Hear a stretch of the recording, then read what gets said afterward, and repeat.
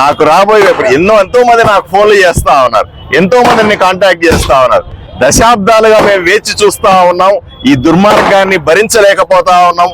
ఈ రకమైనటువంటి ఈ ఎమ్మెల్యే అరాచకాలు అయితేనేమి, ఈ ఎమ్మెల్యే దారుణాలు అయితేనేమి, ఇక్కడ ఉన్నటువంటి ప్రజా వ్యతిరేక పాలనని అంతమొందించడానికి మీరు తప్పనిసరిగా రావాలని ఎంతో మంది కోరుకుంటా ఉన్నారు.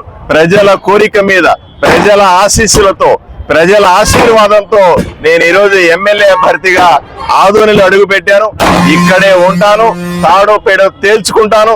రాబోయే ఎన్నికల్లో విజయ గంట మోగించి ఇక్కడ పూర్తి స్థాయిలో ఎమ్మెల్యేగా ఇక్కడ నిలబడబోతున్నా అనే విషయాన్ని మీకు అందరికీ తెలియజేస్తా ఉన్నాను. ఎదురు చూస్తున్న రోజు ఇది. పూర్తిగా ప్రజాస్వామ్యం లేకుండా కేవలం దౌర్జన్యాలతో, దుర్మార్గాలతో, కబ్జాలతో ప్రజలను అణిచేసి ఏదో విధంగా రాజ్యం చేస్తున్నామనేటువంటి ఇక్కడ ఎమ్మెల్యేకైతేనేమి లేదా వైఎస్ఆర్సీపీ పార్టీకైతేనేమి ఇదే హెచ్చరిక. అయ్యా, ఉమ్మడి అభ్యర్థిగా నేను ఈరోజు ఆదోనికి వచ్చాను. ప్రజల పక్షాన పోరాడతాను, ప్రజల విశ్వాసాన్ని చొరగొంటాను. ప్రజల ఆశీర్వాదంతో రాబోయే ఎన్నికల్లో ఆదోని ఎమ్మెల్యేగా ప్రజలకు సేవ చేసే అవకాశాన్ని నాకు ఇవ్వమని ప్రజల్ని వేడుకుంటూ, అలాగే